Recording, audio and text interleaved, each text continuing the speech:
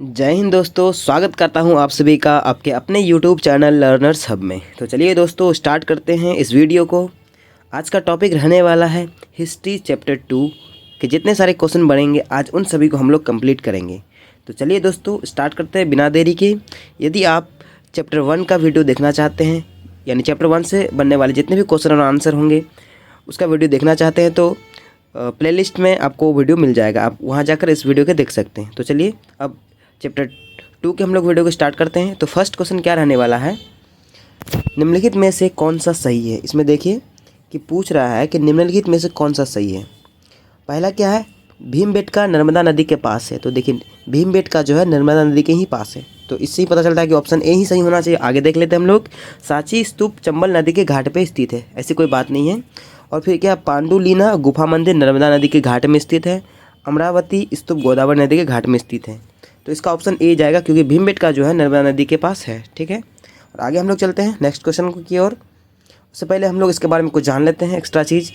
तो एक्स्ट्रा चीज़ क्या है कि भीमबेटका आधुनिक मध्य प्रदेश में स्थित है। कहाँ स्थित है, तो मध्य प्रदेश में स्थित है। ठीक है, उसके बाद इस पुरास्थल पर गुफाएं एवं कंदराएँ मिलती है। मेन पॉइंट यही है कि इस पुरास्थल में क्या मिली है, एक गुफा है। भीमबेटका क्या है, एक तो गुफा है, और इस गुफाएं कहाँ पे है, तो नर्मदा घाटी के पास स्थित है। ठीक है, आगे देखिए हम लोग। फिर क्वेश्चन क्या है नेक्स्ट, प्राचीन काल में निम्न में से किस स्थान से राख के अवशेष मिले हैं। तो राख के अवशेष की बात बोली जाए तो राख के अवशेष कहाँ से मिले हैं, तो देखिए कुरनूल गुफा में मिली है। कहाँ मिली है, कुरनूल गुफा में। इसके बारे में कुछ हम लोग जान लेते हैं कि पूरा पाषाणिक पूरा स्थल, ये जो कुरनूल गुफा जो है कौन सा स्थल है, तो पूरा पाषाणिक काल का ही ये गुफा है। से राख के अवशेष मिलते हैं, इसका मतलब है कि आरंभिक लोग आग जलाना सीख गए थे। तो इससे हम लोग को पता चलता है कि जो आरंभिक लोग थे आग जलाना कब सीखे थे, यानी पूरा पाषाणिक काल में ही सीख चुके थे।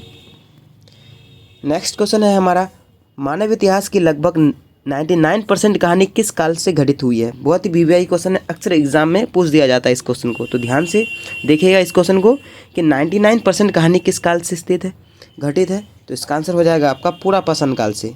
ये जो है पूरा पाषाण काल से घटित है। तो चलिए दोस्तों चौथा नंबर क्वेश्चन को देखते हैं। पूरा पाषाण काल का समय क्या माना जाता है। तो पूरा पाषाण काल का जो समय माना जाता है आपका 20 लाख साल पहले से 12,000 साल पहले माना जाता है।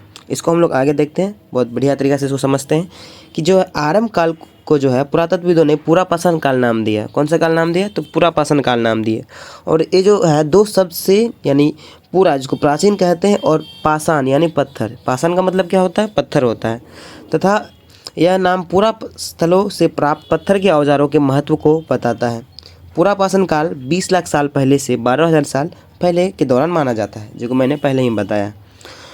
आगे नेक्स्ट क्वेश्चन है हमारा कि जिस काल में हमें पर्यावरण में बदलाव मिलते हैं उसे क्या कहते हैं। अक्सर इस तरह से क्वेश्चन जो है अब पूछने लगे हैं कि जिस काल में हमें पर्यावरण में बदलाव मिलते हैं उसे क्या कहते हैं, तो उसे जो कहते हैं मध्य पाषाण काल कहते हैं। ठीक,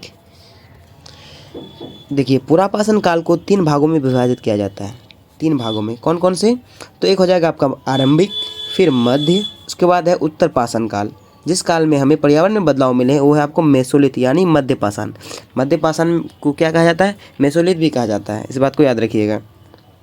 नेक्स्ट क्वेश्चन है हमारा, निम्नलिखित में से यानी निम्नलिखित पुरास्थलों में किस स्थान से मनुष्य के आंखें तक खाद्य संग्राहक होने का प्रमाण नहीं मिलते हैं। ध्यान दीजिएगा, जहाँ भी नहीं वाला क्वेश्चन है आप उसमें थोड़ा विशेष रूप से ध्यान दीजिएगा। ठीक, यानी इसमें से जो है 3 ऐसा जगह है जिसमें प्रमाण मिले हैं और 1 ऐसा जगह है जिसमें प्रमाण नहीं मिले हैं। तो इसका आंसर हो जाएगा आपका चिरांद। अब चिरांद में जो है इसका प्रमाण नहीं मिले हैं, तो कैसे नहीं मिले, तो देखते हैं आगे हम लोग। जो है भीमबेटका, हुंसगी और कुरनूल की गुफाओं से मनुष्य के आंखें तक वह संग्राहक होने के प्रमाण मिले हैं। तो यहाँ पे जो ऑप्शन देख रहे हैं भीमबेटका और हुंसगी और कुरनूल जो है इसमें प्रमाण मिले हैं, बस ये चिरांद में प्रमाण नहीं मिले हैं क्योंकि ये तीनों पूरा पाषाणिक पुरा स्थल है। कौन सा स्थल है, तो पूरा पाषाणिक स्थल, जबकि चिरांद क्या है, नव पाषाणिक पुरा स्थल है। ठीक है, पूरा पाषाणिक ना होकर नव पाषाणिक पुरा स्थल है। भीमबेटका नर्मदा नदी के किनारे तथा हुंसगी जो है कुरनूल गुफा तुंगभद्रा नदी के किनारे स्थित है। नदी से भी सवाल पूछ दिया जाता है, इसलिए आप लोग यहाँ ध्यान दीजिएगा। नेक्स्ट क्वेश्चन है हमारा, निम्नलिखित पुरास्थलों में से नवपाषाणिक पुरास्थल कहाँ है। देखिए पूछा गया है नवपाषाणिक, तो नवपाषाणिक में यहाँ क्या होने वाला है देखिए। पहले तो आप जानते हैं कि चिरांद है, अभी मैंने बताया कि चिरांद क्या है, नवपाषाणिक है। इसमें जो मेहरगढ़ है वो भी नवपाषाणिक में आता है, और महागढ़ ये भी जो है ये नवपाषाणिक में ही आता है। तो इसका आंसर हो जाएगा आपका सभी, ऑल इसका आंसर हो जाएगा। ठीक है दोस्तों, आगे हम लोग देखते हैं। क्योंकि देखिए यहाँ पे मेहरगढ़, बुर्जहोम, चिरांद, कोलडीवा, महागढ़, पय्यमपल्ली ये सभी क्या है, नवपाषाणिक पुरा स्थल है। ठीक है, तो दोस्तों जितने सारे भी अभी मैंने जो चीज़ या मैं जो चीज़ बता रहा हूँ वो जो है NCERT से ही रिलेटेड है, NCERT। ठीक है दोस्तों, मैं कोई भी इधर उधर की बातों को नहीं बताता हूँ, क्योंकि ये जो वीडियो का मकसद है बस NCERT में जो लिखा हुआ है उस चीज़ों को आप तक बस प्रदान करना है। ठीक है दोस्तों, आगे चलते हैं हम लोग। क्वेश्चन 8 क्या है, निम्नलिखित में से राख के साक्ष्य किस पुरापाषाणिक स्थल से मिले हैं। ये जो पुरापाषाणिक स्थल है उसमें राख के साक्ष्य यानी साक्ष्य कहाँ से मिले हैं। तो देखिए राख के साक्ष्य जो मिला है कुरनूल गुफा से मिले हैं। ठीक है दोस्तों, मैंने पहले ही बताया इस बात को। आगे क्या है, इसके बारे में कुछ है लिखा हुआ, देख लेते हैं हम लोग कि कुरनूल गुफा से राख के अवशेष मिले हैं। इससे स्पष्ट होता है कि पुरापाषाणिक आरंभिक लोग जो आग से परिचित थे। तो इस बात के बारे में हम लोग पहले ही चर्चा कर चुके हैं, तो ज़्यादा हम लोग इसमें ध्यान नहीं देंगे। आगे देखते हैं हम लोग। मानव सभ्यता के 9 में क्या, मानव सभ्यता के आरंभिक काल यानी प्रागैतिहासिक काल को सुविधा अनुसार 3 भागों में बांटा गया है। ठीक है भाई, निम्नलिखित में से कौन सा उन 3 में नहीं आता। देखिए यहाँ पे भी नहीं के बारे में पूछा है। ठीक, इसमें 3 तो है, लेकिन ऐसा क्योंकि यहाँ तो 4 दिया हुआ है, एक तो ऐसा होगा जो इसमें से नहीं होगा। तो देखिए पुरापाषाण तो है, उसके बाद मध्यपाषाण भी है, उसके बाद नवपाषाण। ये जो महापाषाण है, ऐसी कोई बात नहीं है कि महापाषाण को जो है इस कालखंड में रखा गया है या बांटा गया है। ठीक है दोस्तों, बस 3 ही इसका कालखंड है, पुरापाषाण, मध्यपाषाण और नवपाषाण। इसके बारे में हम लोग इस तरह से देखते हैं कि मानव सभ्यता के आरंभिक काल अर्थात प्रागैतिहासिक काल को 3 भागों में बांटा है। पहला क्या है, पुरापाषाण काल, फिर मध्यपाषाण काल, फिर नवपाषाण काल। महापाषाण काल दक्षिण भारत में विशाल पाषाण खंडों में बनी समाधियों से संबंधित है, जिसमें ब्रह्मगिरि और आदि चन्नूर पुरास्थल भी शामिल है। तो ये एक्स्ट्रा पॉइंट दिया हुआ है कि इसमें जो है ब्रह्मगिरि और आदि चन्नूर पुरास्थल सम्मिलित है। किससे, तो महापाषाण काल से। ठीक है दोस्तों, निम्नलिखित में से कौन सा पुरास्थल प्रागैतिहासिक शैल चित्रकला के लिए जाना जाता है, यानी कौन सा स्थल जो है चित्रकला के लिए जाना जाता है। तो इसका आंसर आपका भीमबेटका हो जाएगा, क्योंकि भीमबेटका के गुफा में क्या है, शैल चित्रकला के प्रमाण मिले हैं। ठीक है, इस बात को याद रखिए, शैल चित्रकला के प्रमाण आपको भीमबेटका से मिले हैं। वही है कि भीमबेटका वर्तमान मध्य प्रदेश के रायसेन जिले में स्थित है। अगर पूछ दिया जाए कि भीमबेटका कहाँ है तो मध्य प्रदेश हो जाएगा। मध्य प्रदेश के कौन से जिले में, तो रायसेन जिले में है। और यहाँ से जो प्रागैतिहासिक शैल चित्रकला के कुछ सुंदर उदाहरण मिलते हैं। ठीक है दोस्तों, आगे देखते हैं हम लोग। नेक्स्ट क्वेश्चन 11 नंबर क्या है कि मध्यपाषाण युग में जलवायु परिवर्तन आए। ठीक है, नए बदलावों के संदर्भ में निम्नलिखित कथनों पर विचार कीजिए। तो कथन यानी फर्स्ट कह रहा है कि बदलावों से तापमान में वृद्धि हुई और घास के मैदान विकसित होने लगे। तो सही बात है, क्योंकि जो मध्यपाषाण है इसमें क्या हुए थे, घास के मैदान में वृद्धि हुई थी। फिर क्या, इसी काल में मछली भोजन का महत्वपूर्ण स्रोत बन गया था। तो देखिए दोस्तों, जैसे घास में वृद्धि हुई थी तो लोग नदी के किनारे रहा करते थे और उसमें जो है मछली को अक्सर उन लोग भोजन के रूप में लेते थे। तो ये भी बात सही है। और जो गेहूँ, जौ, धान जैसे अनाज प्राकृतिक रूप से उगने लगे थे। सही बात है, क्योंकि बारिश की भी अच्छी खासा होने लगी थी, अच्छा खासा। उसके बाद फिर क्या है, घास भी होने लगा था। तो जाहिर सी बात है कि इसमें गेहूँ और जौ का आया ही होगा। ठीक है दोस्तों, तो इसका आंसर है सभी सत्य हो जाएगा दोस्तों। ठीक है, देखिए लगभग 12,000 साल पहले दुनिया की जलवायु में बड़े बदलाव आए, गर्मी बढ़ने लगी। इसके परिणाम स्वरूप कई क्षेत्रों में घास वाले मैदान आने लगे। इसमें हिरन, बकरी, गाय जैसे जानवरों की संख्या में काफ़ी वृद्धि हुई। इस काल में मछली भी भोजन का महत्वपूर्ण स्रोत बन गई। इसके साथ भिन्न भिन्न इलाकों में गेहूँ, जौ और धान जैसी अनाज प्राकृतिक रूप से उगने लगे थे। ठीक है दोस्तों, नेक्स्ट क्वेश्चन क्या है, मध्यपाषाण काल में औजार को क्या कहते थे। ये जो है मध्यपाषाण काल में औजार को क्या कहते थे, तो उसमें जो कहते थे माइक्रोलिथ कहते थे। माइक्रो का मतलब क्या होता, तो छोटा, क्योंकि इस काल के समय जो मनुष्य जो थे छोटे छोटे औजारों का प्रयोग करने लगे थे। ठीक है, मध्यपाषाण काल का समय लगभग 12,000 साल से पहले से लेकर 10,000 साल तक माना जाता है। इस बात को याद रखिएगा। इस काल के पाषाण औजार आमतौर पर बहुत छोटे होते थे। इन्हें माइक्रोलिथ यानी लघु पाषाण काल कहा जाता था, यानी इसको लघु पाषाण काल भी कहा जाता था। प्रायः इन औजारों में हड्डी या लकड़ियों के मुट्ठी लगे हंसिया और आरी जैसे औजार मिलते थे। नेक्स्ट क्वेश्चन है, आरंभ काल में पत्थर के औजार बनाने के स्थान को क्या कहते थे? ठीक है, तो इसका आंसर हो जाएगा आपको उद्योग स्थल। तो ऑप्शन तो यही दिया हुआ है, इसका आंसर क्या हो जाएगा आपका उद्योग स्थल। 14 नंबर क्वेश्चन, नवपाषाण स्थल बुर्जहोम। ठीक है, बुर्जहोम क्या है? नवपाषाण स्थल है कि लोग रहने के लिए गड्ढे के नीचे घर बनाते थे जो कहलाता था। तो गड्ढे के नीचे जो घर बनाते थे उसको क्या कहा जाता था? तो गर्तवास कहा जाता था। बुर्जहोम, बुर्जहोम की बात बोले तो कौन, ये जो है किस है? तो कश्मीर से संबंध है। ठीक है, देखिए बुर्जहोम, वर्तमान कश्मीर के लोग गड्ढे के नीचे घर बनाते थे जिसे गर्तवास कहा जाता था। इनमें उतरने के लिए सीढ़ियाँ होती थी। क्या होती थी? उतरने के लिए सीढ़ियाँ होती थी।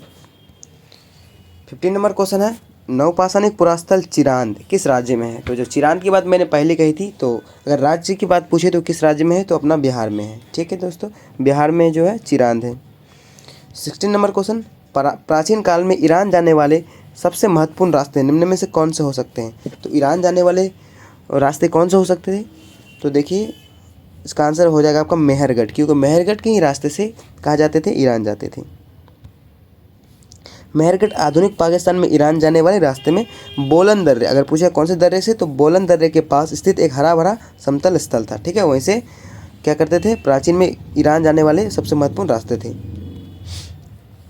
नेक्स्ट क्वेश्चन है, निम्न में से किस स्थान के लोग ने सबसे पहले जो गेहूँ उगाना और भेड़ बकरी पालना सीखा था? तो भेड़ बकरी पालना जो उगाना कहाँ सीखे थे? तो मेहरगढ़। ठीक है, मेहरगढ़ से सीखे थे। मेहरगढ़ के स्त्री पुरुषों ने इस इलाके में सबसे पहले जो गेहूँ उगाने और भेड़ बकरी पालने यानी पालना सीखा था। 18 नंबर क्वेश्चन को हम लोग देखते हैं, कृषि के लिए अपनाई गई सबसे प्राचीन फसलें निम्न में से कौन सी है? तो निम्न में से कौन सी फसलें हैं? ऑप्शन ए गेहूँ और चावल, मक्का और बाजरा, फिर है गेहूँ और जौ, फिर है चना और जौ। तो बताइए, तो इसका आंसर हो जाएगा आपका सी, क्योंकि गेहूँ और जौ जो है सबसे प्राचीन फसलों में माना जाता है। 19 नंबर क्वेश्चन क्या है, किस स्थान के कब्र में एक मृतक के साथ एक बकरी को दफनाने का प्रमाण मिला है? यानी मृतक के साथ बकरी को दफनाने का प्रमाण कहाँ से मिला है? तो मेहरगढ़ से मिला है। ठीक है दोस्तों, मेहरगढ़ यानी मेहरगढ़ में मृतक लोगों को बकरी के साथ दफनाया गया था। लोग का आस्था था कि मृत्यु के बाद भी जीवन होती है। उस समय का आस्था था, इसलिए कब्रों में मृतकों के साथ कुछ सामान रख दिया जाता था। मेहरगढ़ में ऐसे कब्र मिले हैं जहां मृत लोगों को बकरियों के साथ दफनाया गया था। संभवतः इसे परलोक में मृतक के खाने के लिए रखा गया होगा, ऐसा उस समय का मानना था। नेक्स्ट क्वेश्चन क्या है, पूरा पाषाणकालीन पाषाण औजारों के निर्माण के संदर्भ में निम्नलिखित कथनों पर विचार कीजिए। तो पहला कथन क्या है, पत्थर के औजार को बनाए जाने का स्थान उद्योग स्थल कहलाता था। ये तो मैंने पहले ही बताया था, तो इस तो सही बात है, तो ऑप्शन ए तो सही है।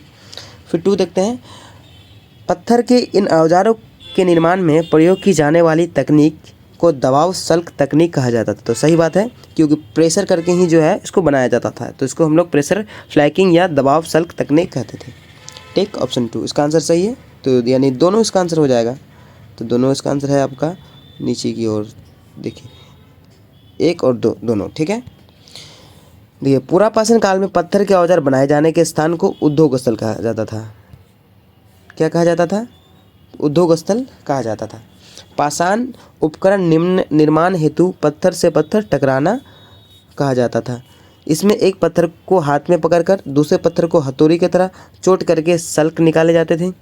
दूसरी तकनीक दबाव सल्क तकनीक कहा जाता था। देखिए 2 तकनीक इसमें से आपको देखने को मिला, पहला दबाव सल्क तकनीक और उसके बाद क्या है, यानी एक पत्थर को दूसरे पत्थर से यानी मारकर या दबाव देकर। ठीक है, इसमें क्रोट की एक स्थिर सतह पर टिका देते थे और इसे क्रोट पर हड्डी या पत्थर रखकर उस पर हथौड़ी नुमा पत्थर से सल्क निकाले जाते थे।